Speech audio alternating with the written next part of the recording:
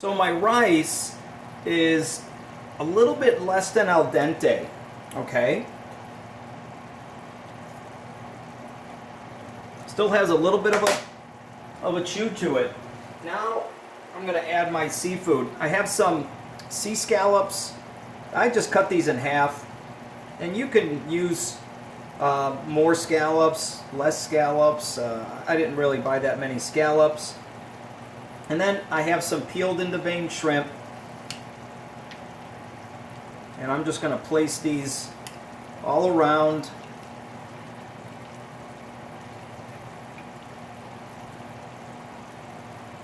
Now, again, you can see how that liquid has a tendency to gather in the middle. Okay. Now we're going to put all these shrimp in there. The peels I used in my broth. I'm just going to add a little bit more broth around the edge. Okay. And we're going to start putting our mussels. Now, I'm putting the mussels in upside down instead of upright. And that's so that the juices of the mussels, when they start to open, these were frozen mussels, so they're partially opened already. But they're not going to overcook like this. So, you know, they didn't have fresh mussels at the store. They did have some in the freezer section, which is fine.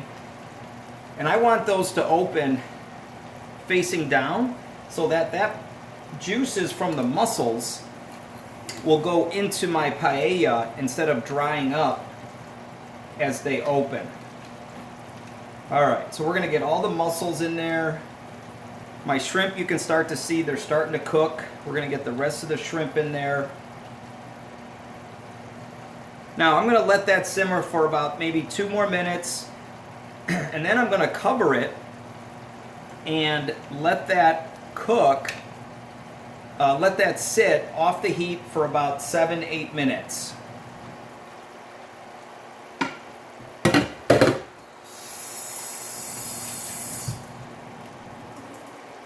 Okay, so I don't want to, I've been turning on and off the camera, but I want to let this finish up for you until the point where I add the foil, and then I'm just going to let that sit a little bit. Now, there's still plenty of moisture in this paella. I don't want to add any more to it because it looks like you want to add some to it, but I really don't. There's enough in there, and once this seafood starts to cook, that moisture is going to come out of that seafood as well. Okay, so I want to get those down in there. And those mussels do not take that long to cook. And I'm still kind of turning this because I want to try to create an even cooking surface. Okay, so we can just kind of push that shrimp in there.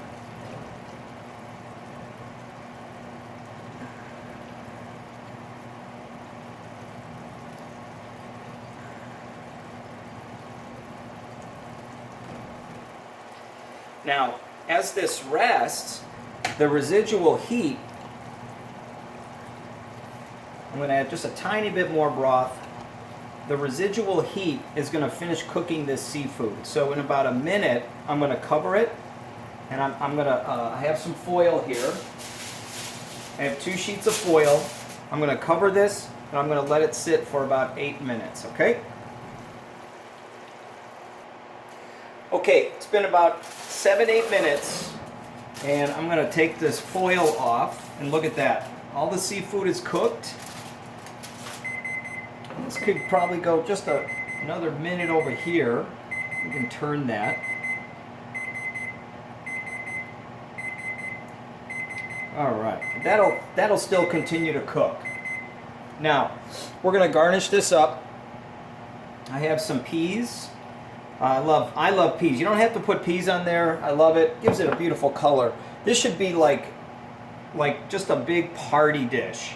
From start to finish, I would give yourself, from cooking the chicken and everything, about an hour until you're ready to serve. So just take that in consideration if you're going to make this. Now, these are some sliced green olives. You could put some roasted red peppers, that are sliced on top, and a little bit of chopped parsley.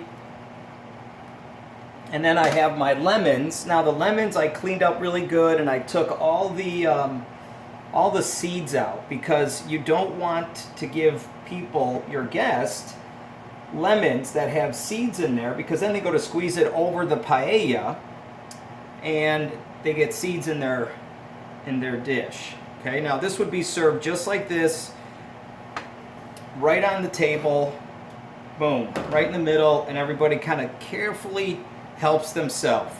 Okay, I hope you guys have a great night. Happy Easter. Look at that, the rice is cooked perfectly. I know what I'm having tonight. Have a great night. Happy Easter, everybody.